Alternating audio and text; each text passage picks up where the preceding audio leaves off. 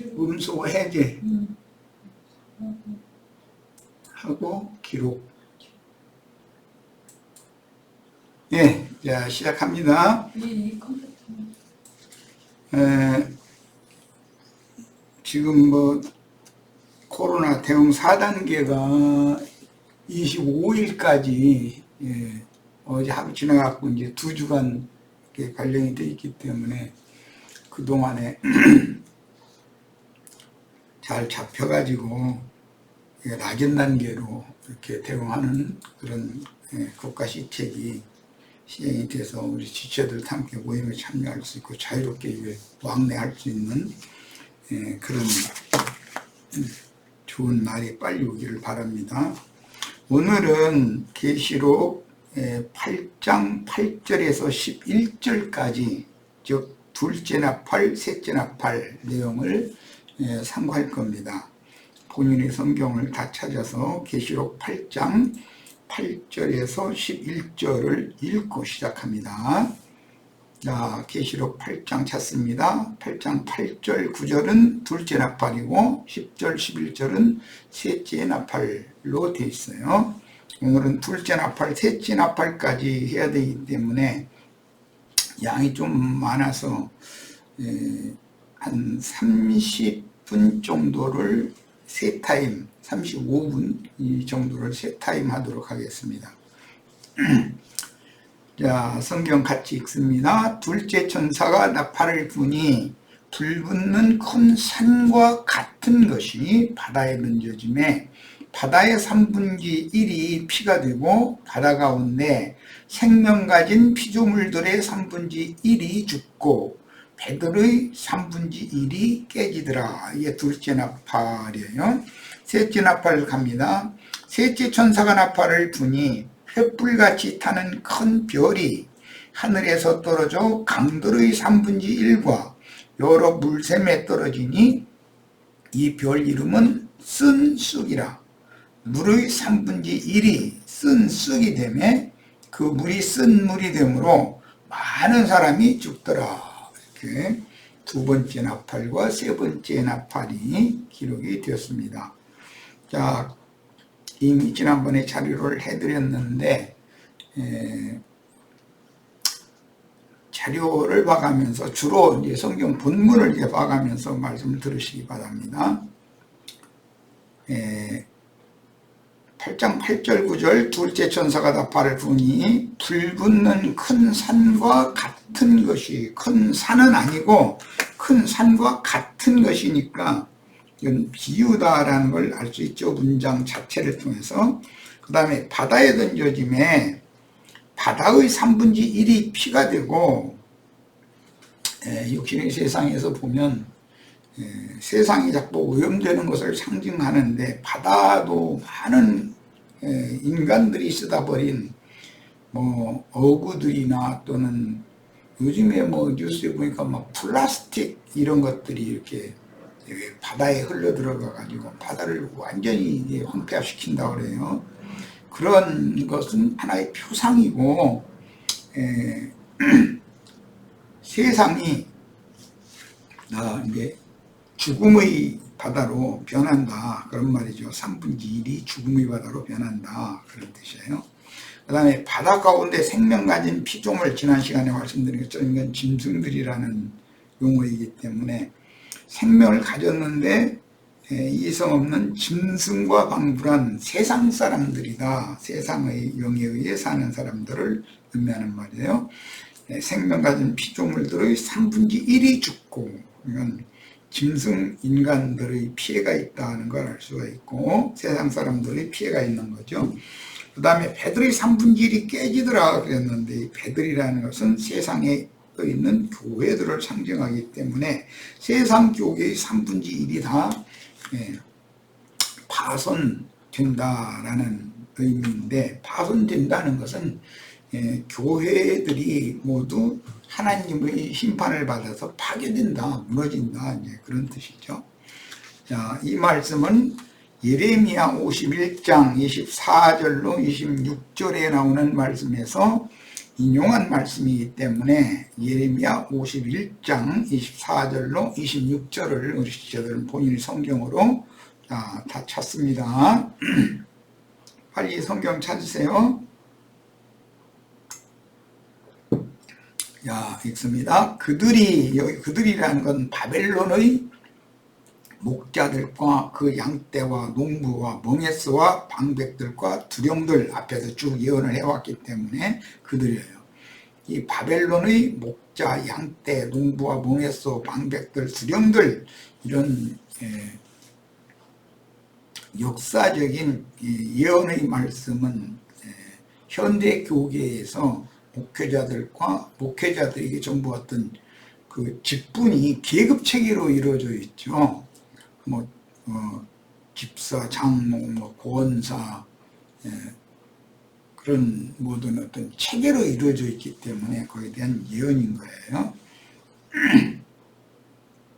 너의 목전에 시온에서 모든 악을 행한 대로 바빌론에 사로잡혀 있는 하나님의 백성들이 뻔히 보는 앞에서 과거에 70년 전에 바빌론 왕과 바벨론의 군대 장관이 예루살렘을 침공해 가지고 성을 무너뜨리고 그다음에 성전과 왕궁의 모든 금은 기명들 이런 모든 것들을 다 탈취해 갖고 뿐만 아니라 이스라엘의 왕과 왕후, 대제사장과 대제사장의 아내, 선지자들과 선지자들의 아내들, 또 공장들이라고 그랬는데 이제 기능공들이죠.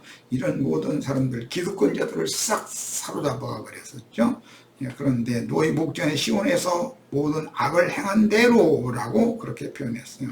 그런 대로 때가 차니까 70년이 차니까 내가 바벨론과 갈대아의 모든 거민에게 되갚을 것이다. 갚을 것이다. 이게 이제 사실은 하나님이 원수를 갚아주시는 이야기는 이런 것을 의미하는 거예요.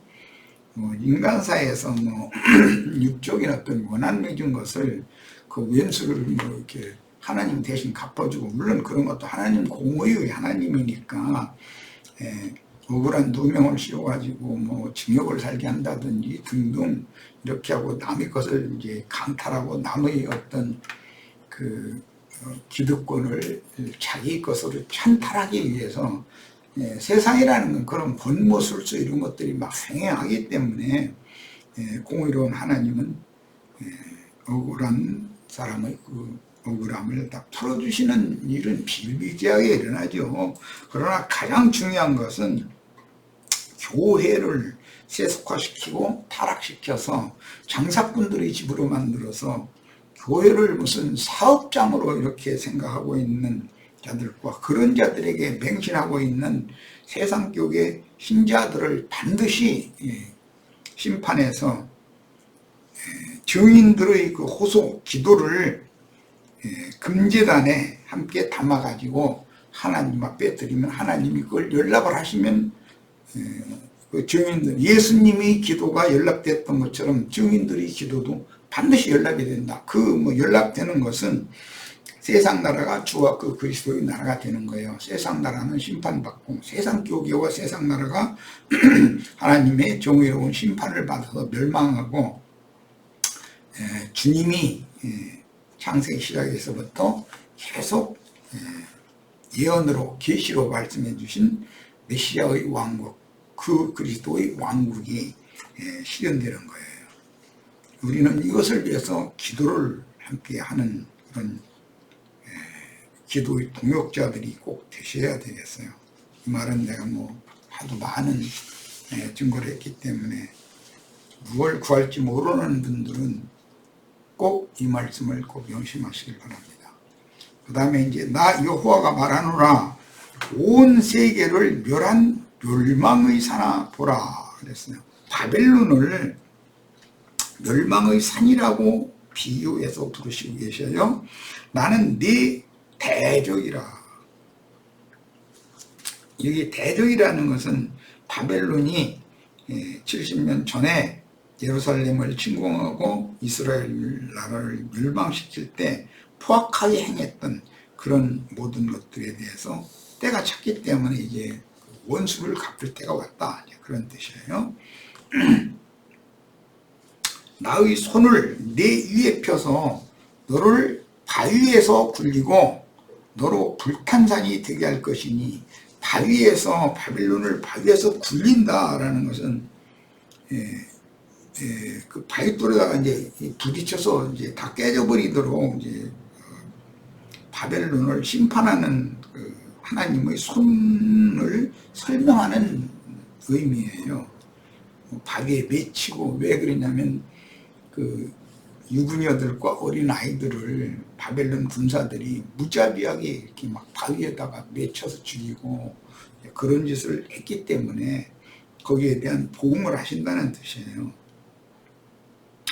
너로 불탄산이 되게 할 것이니, 앞에는 멸망산이라고 그랬고 이거는 불탄산이다 그랬어요. 이 말씀이 오늘 우리가 읽은 계시록 8장 8절에 나왔죠. 둘째 전사 나팔을 부니 불붙는 큰 산 같은 것이 있었다. 이 불붙는 산이 나왔어요. 이 불붙는 산 이야기는 출애굽기 19장에서 인용한 거예요. 그런데 이것은 더 근원적인 것은 에덴 동산에 하나님의 사람인 아담 부부를 미혹해가지고 금령이나 실과를 벗게 함으로 마귀의 미혹을 받은 아담 부부가 버가나무 잎으로 치마를 하고 동산의 나무들 사이에 숨어 있을 때, 때가 차니까 여호와 하나님께서 그 아담 부부를 찾아오셔가지고 아담 부부를 부르셨죠. 거기서부터 나오는 말이에요. 그런데 아담 부부에게는 짐승 가죽으로 새 옷을 해서 입혀주시고 동산 밖으로 쫓아내서 근본된 토지를 갈게 하셨는데, 그때 이미 에덴 동산은 불탄산이 하나님의 저주가 임한 산이 되었죠. 화광석 사이에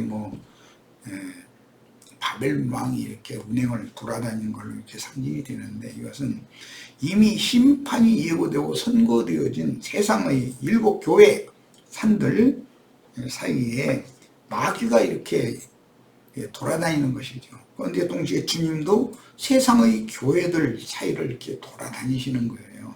이런 것은 성경에 이제 양편에서 마귀는 마귀의 일이 진행되고 있고, 교회를 통해서 또 주님의 교회를 통해서는 주님의 일이 진행되고 있다. 그런 것을 보여주는 그림입니다.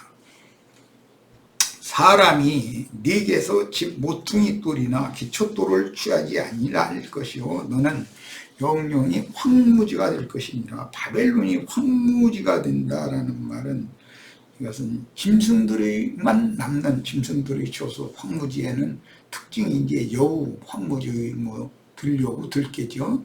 그러면 늑대, 이리 이런 것들만 남겨두고 포악한 들짐승들만 남겨두고 사람이 정착해서 살 수 없는 처소가 되게 한다. 텅 빈 땅이 되게 한다. 그런 뜻이에요. 이것이 하나님의 심판이죠.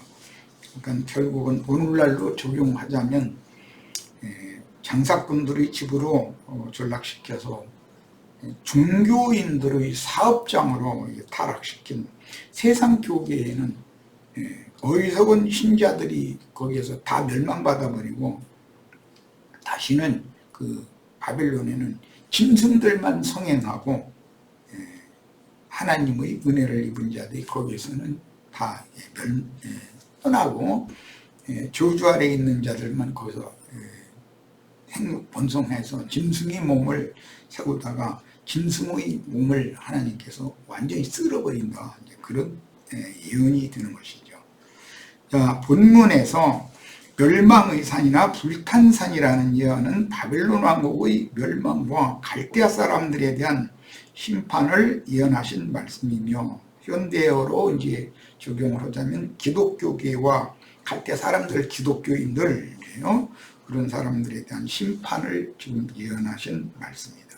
계시록 17장과 18장에서 세상교회의 멸망과 심판으로 성취가 됩니다. 계시록 17장에는 많은 물이 앉은 큰 음녀의 그 치마를 벗기고 그 다음에 그녀를 불로 사르며 음녀의 7 머리들을 영영한 지옥의 사자들, 지옥 사자들 이렇게 완전히 던져버리는 이제 말씀이 나오죠. 그러니까 세상 교회의 목회자들은 또 나는 오늘은 되도록 이런 얘기 좀 안 하려고 절제하려고 그랬는데 말씀이 그렇기 때문에 그걸 안 할 수가 없어요. 이 세상에서 하나님의 집을 장사꾼의 집으로 이렇게 변질시켜서 장사해서 하나님께 드려지는 재물들을 사고 파는, 그래서 더러운 이익을 취하여 치부하고 자기 배만 섬기는 그런 자들은 이 생에서 하던 짓거리를 저 세상에서 영원토록 행하게 할 건데 그게 지옥 사자들 노릇을 하게 하는 거죠. 그들에게 미혹당한 모든 영혼들은 영영한 불못에서 그들에 의해서 계속해서 끊임없이 그 영혼의 힘을 얻지 못하는 저주를 받을 거예요. 그러니까 목회자들은 저 세상에 가면 지옥사자들이 된다. 세상 쪽의 목회자들을 좀 말한 거예요. 이런 그 성경의 계시에 대해서 이상이 밝아지시길 바랍니다. 이 세상에서 하던 버러쟁이가 뭐 죽었다고 없어지는 건 아니다 그 말이죠. 본문에서 불붙는 큰 산이라는 표현은 예레미야 51장 25절 조금 전에 읽었어요. 거기에 근거한 말씀으로 멸망의 산 혹은 불탄 산이라는 선지자의 예언을 인용한 말씀이며, 특히 불붙는 큰 산이라고 하지 않고 큰 산과 같은 것이라고 할 때는 이런 물리적인 산이 아니라는 것을 알 수 있고 영적 비유다라는 걸 누구나 다 알 수 있는 표현이죠.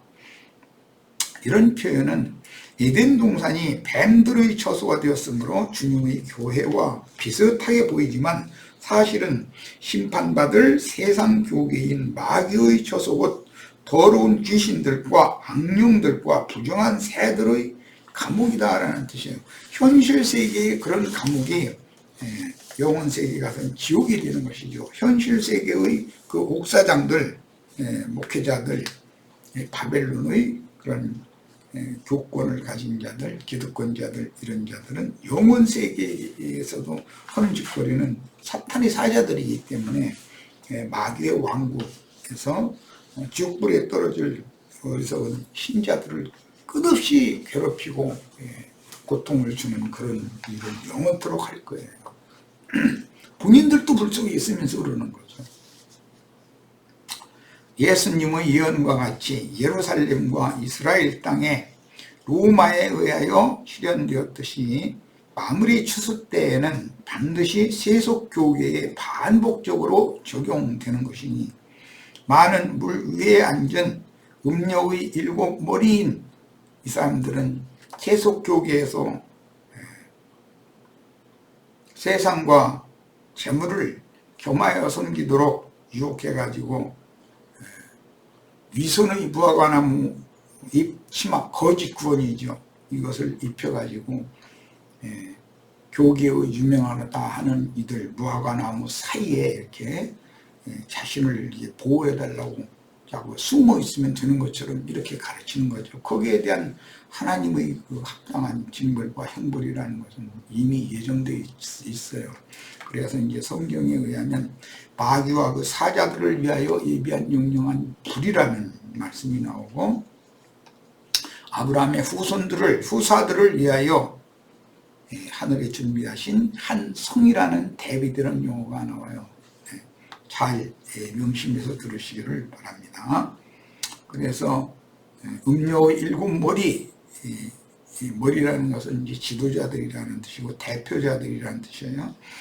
그들은 7 왕족들이고 7 산들을 대표한다. 그러니까 아시아에 있는 7 교회들이 세속화되었을 때 세속화된 7 교회의 대표자들을 상징한다 하는 것이죠.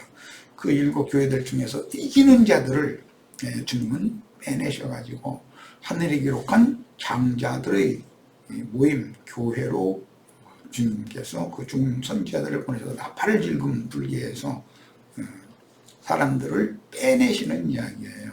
세상에서 부르심을 받았어도 세상 교계에서는 두 번째 빼내심을 받은 자들만 이기리로다 라고 되어 있어요.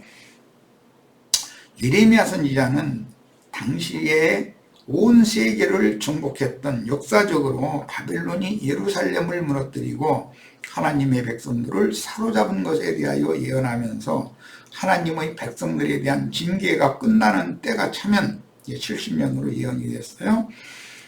큰 성 바벨론을 둘로 심판하여, 이 70년은 엊그제 우리 안식년, 면제년 때문에 이제 말씀을 나눴어요. 원래는 며칠 년마다 안식년, 면제년을 실행을 해야 되는데 그 영적인 의미는 생각하지 않고 하나님의 땅을 원청업자 이제 빌려가지고 경작을 해서 그 중에 만물, 첫것, 첫수산 가장 좋은 거 11조라는 거예요. 이것을 하나님의 것으로 반드시 돌려야 됐었던 것인데 그들은 하나님에게 당연히 내야 되는 세를 받으려고 하나님이 그 종 선지자들을 부지런히 보내셨는데 그들이 오는 대로 박해하고 세는 내지 않았다는 거예요. 오히려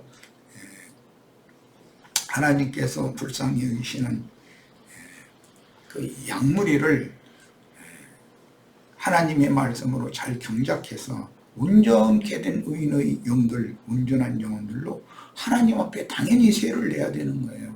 그것은 전쟁 수칙이에요. 이것은 반드시 온전히 드리는 그런 제물이다. 이렇게 레위기 27장 끝장에 이렇게 되어 있죠. 근데 그걸 다 떼먹어버린단 말이에요.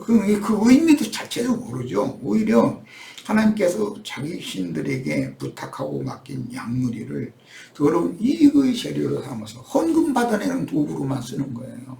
그런 것에 대해서 하나님은 오래 참고 선지자들을 부지런히 보내도 끝내 하는 짓거리를 바꾸지 않으니까 이제 아들을 마지막으로 내 아들을 보내면 세를 내겠지 해서 보냈더니 저 상속자니까 저를 죽여버리고 그 기업인이 포도원을 우리 거 삼아버리자 해서 그런 짓을 했다는 거잖아요. 그래서 이게 이제 계시록에 보면 버가모 교회에 그런 방식으로 사탄의 보좌가 딱 세워진 거예요. 세상 교계에. 그래서 지금 현재는 세상 이 교계라고 하는 것은 사탄이 지배하에, 세상 나라만 지배하는 것이 아니라 세상 교회는 사탄의 지배하에 들어가 있다라는 것을 성경이 계시하고 있어요. 이런 이상을 본 형제들은, 자매들은 반드시 하나님이 보낸 종선지자들이 추수꾼들이고 세를 받으러 보낸 자들이잖아요. 하나님께서. 그러면 내 영혼을 온전한 하나님이 받으십니까 거룩한 제물로 양육해서 하나님의 것으로 이렇게 세를 내는 충성된 종이 나팔을 불면 그것으로 도망가야죠. 그래야 되는 거예요. 이것은 뭐 여러 설명이 할 필요가 사실은 없어요. 그런데 그런 증거를 하면 그들은 당연히 세상 교계 사람들한테, 특히 기득권자들에 의해서 당연히 대적을 당하고 박해를 받게 돼 있어요. 왜냐하면 자기네들의 그 육적인 산업인 양무리를 빼내간다고 생각을 하거든요. 증인들은 하나님의 사명을 받아서 거기 있는 불쌍한 영혼을 빼내서 그리스도의 것으로 하나님이 받으십니까 산 제물로 이렇게 드리려는 사명을 맡아서 그 일을 하는 건데 그들은 그런 데 대한 계시가 전혀 없는 거죠. 자신들이 하나님을 위해서 충성하고 있다고 생각하고 있기 때문에. 그런데 그들이 섬기는 하나님은 마귀 하나님이라는 것, 이 세상 임금, 세상 신이라는 것에 대한 이상이 전혀 없는 거예요. 그들의 아버지는 땅에 있는 아비죠. 그러니까 땅에 있는 아비에게 자꾸 사람들을 중매를 하니까 사람들의 이름이 흙에 기록된다 그랬는데 오늘 그 티끌에 기록됐네. 티끌에 기록되면 뱀은 티끌을 정신토록 할 게 돼 있기 때문에 뱀밥으로 준비를 한다 이 말이에요. 뱀에게. 우리는 형제 자매님들의 이름이 하늘에 기록된 장자들의 교회를 거쳐서 장자들에게 주시는 기업, 즉 이기는 자들에게 주시는 영원한 기업을 유업으로 상속받는 후사들이 다 되는 이상이 밝아지셔야 되겠어요. 세속교계에 대한 상징인 바빌론은 다만 그 안에 사로잡힌 하나님의 백성들을 징계하기 위한 몽둥이, 채찍으로 바벨론이라는 것은 채찍으로 쓰는 것이지 바벨론 세상교회라는 것이 하나님이 그게 원하시는 것이 아니다 이거예요. 이걸 꼭 깨달으셔야 돼. 세상교회의 아시아에 있는 7교회는 구원이 없느냐 뭐 이런 식으로 따지면 안 돼요. 구원이 어느 교회니까 구원이 당연히 있어야 돼요. 그러나 어떤 교회 생활을 계속 하다 보면 사실은 주님께서 세상 나라에서 세상 교계로 불러내가지고 세상 교계에서 잘 양육해서 주님의 것으로 받으려는 것이 목적인 것이지, 세상 교계에서 세상 교계를 목회하는 사람들한테 사람에게 중노릇하고 그리스도께서는 불순종하고 대적하고 그러한 뜻이 아니잖아요. 그래서 몽둥이와 채찍, 뭐 이제 구약 성경에 부직갱으로 쓰신다 이렇게도 표현이 됐어요. 몽둥이와 채찍 혹은 이제 부직갱이로 사용하신 후에는 일이 이제 맞춰지면, 즉 70년이 되면 그 말인데, 7 안식년 7 면제년의 10배가 70년이잖아요. 그 70년이 다시 또 1회로 곱했을 때 71회가 된 거예요. 이제 그래서 70년 동안 땅이 황폐해져 가지고 지주들을 싹 사로잡아 버리니까 그 지주 밑에도 종살이하던 빈천한 자들만 남아가지고 농부가 되고 포도원을 다스리는 자들이 됐다는 거예요. 그 기간이 70년이었어요. 그것이 안식년의 예언이 이루어진 것이다. 이렇게 역사적인 사실을 설명을 하고 있어요. 그러니까 큰성 바벨론이 득세하는 기간은 정해져 있는 것이고, 때와 기한이 차면 그동안에 이제 순교자들의 수가 차고 구원 얻을 이방의 수가 차는 거예요. 그러면 반드시 이제는 부직갱이, 몽둥이, 채찍을 쓰실 만큼 썼기 때문에 그것들을 완전히 이제 처리해버릴 때가 온다는 거예요. 여기에 대해서 깊은 이해가 있기를 바라요. 스가랴 선지자는 스가랴 2장 7절에 보면 바벨론에 있는 시온아 너는 거기에서 도망해라 이런 말이 나오는데, 시온이라는 것은 예루살렘 성을 세운 7 산들을 시온산이라고 했어요. 역사상으로는. 그랬는데 산들이 바벨론으로 옮겨졌다는 뜻이 그럼 무슨 뜻이겠어요?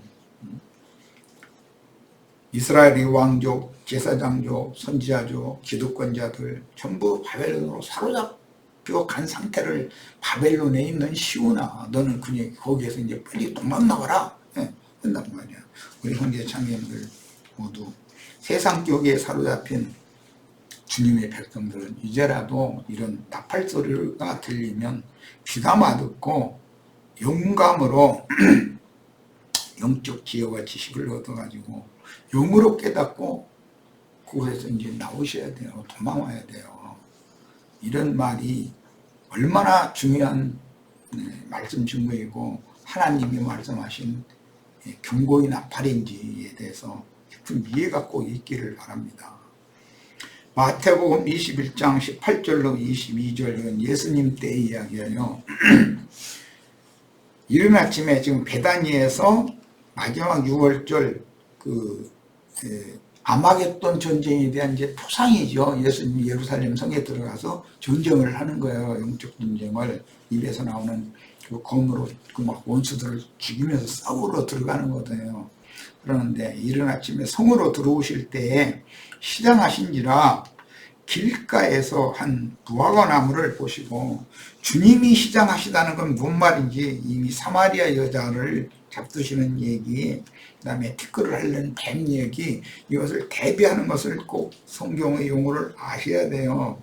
주님이 시장하시다는 것은 영혼들을, 온전한 영혼들을, 즉 무화과나무 열매를 따서 드시기를 원했던 거예요. 그런데 유대교 지도자들에게서는 열매가 없고 이파리만 무성했다는 거잖아요.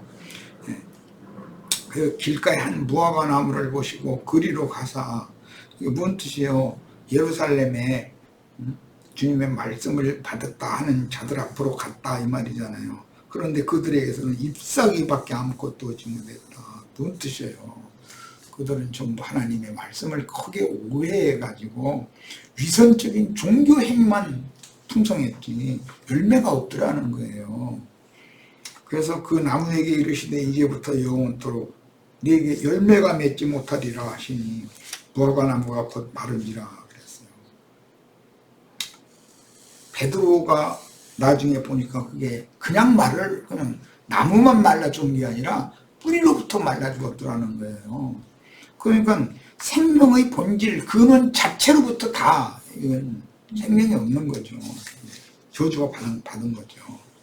제자들이 이상히 여겨 가로되 무화과 나무가 어찌하여 곧 말랐나이까? 이게 어떤 비유인지를 그때 당시에 몰랐던 거죠. 예수께서 대답하여 가라사대 내가 진실로 너희에게 이르노니 만일 너희가 믿음이 있고 의심치 아니하면, 주님께서 이런 말씀 한마디로 이렇게 하셨던 것을 동일하게 너희도 이런 일을 할 수 있다라는 것을 지금 이건 믿음으로 선포하면 된다, 이 얘기를 이제 하시는 거예요.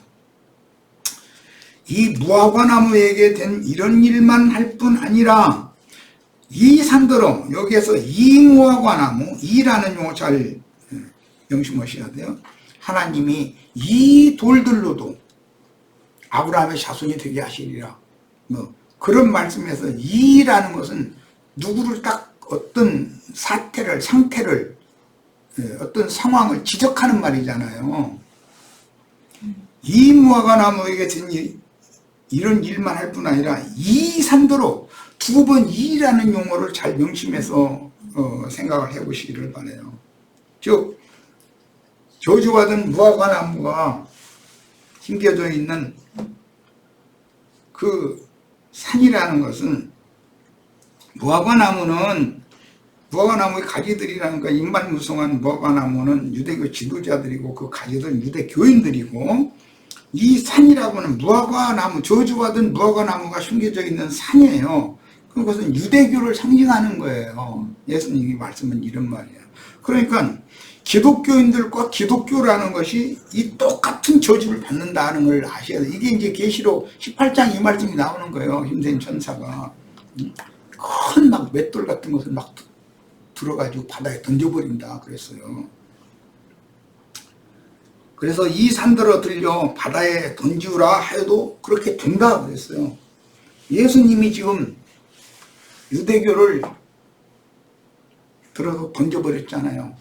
유대교가 멸망해가지고 세상에, 유대교인들이 세상에 뿔뿔이 다 흩음을 당해가지고 2000년이라는 시간을 그렇게 말도 못하는 고역을 당하면서 지냈어요. 버림받은 거예요, 그게. 이런 일이 소위 말하는 오늘날의 세상 교계에 그대로 반복될 수 있다 이거예요. 이것을 위해서 기도해야 돼요. 믿음의 기도 이렇게 중요해요. 제자들은 이 기도를 하는 거예요. 지난 시간에 우리 금양로의 성도들의 기도를 메시아이신 주님의 기도와 합하여 하늘 아버지께로 이렇게 합쳐서 그 기도가 연락되게 하는 내용을 같이 말씀을 나눴어요. 오늘 우리는 무엇을 기도해야 될지를 명확하게 이해를 하셔야 돼요. 주님이 이걸 부탁을 하셨어요, 제자들에게. 그런데 문제는 의심치 말라 그랬어요. 믿음이 있고 의심치 않으면 이렇게 구하면 이게 이루어진다, 이 역사상에. 이 말씀을 꼭 명심해서 들으셔야 되겠어요. 이방인의 때 끝에는 소돔과 고모라 밭의 포도나무가 말라서 죽게 하는 증인들의 기도가 주님의 기도와 합하여 하늘 성전의 보좌에 올라가므로 세상 교계인 큰 음녀를 심판한 후에 세상 나라를 심판하고 새하늘과 새 땅, 오타가 나왔네. 새하늘과 새 땅이 새롭게 시작되는 이것을 위해서 전심으로 우리는 기도를 해야 되겠어요. 세상 나라는 주와 그 그리스도의 나라가 되는 것을 위해서 기도하셔야 돼요. 주님이 이미 시자들에게 너희는 먼저 그의 나라와 그의 의를 구하라.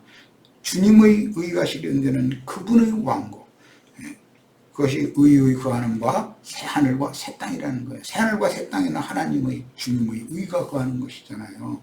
그래서 메시아의 왕국이 성취되는 것을 위해서 반드시 기도하시기를 바라요. 그건 믿음의 기도는 반드시 이루어진다는 거예요. 주님께서 이 생에 살아계실 때 열매 없는 무화과 나무를 저주하신 것은 유대인들로 구성된 육족 이스라엘 나라를 저주하신 것인데, 교회 시대의 종결기에 증인들의 기도는 이방인들의 세속 교계를 저주하여 큰 음력 교계를 들어서 바다에 던져서 심판하심으로 연락됩니다.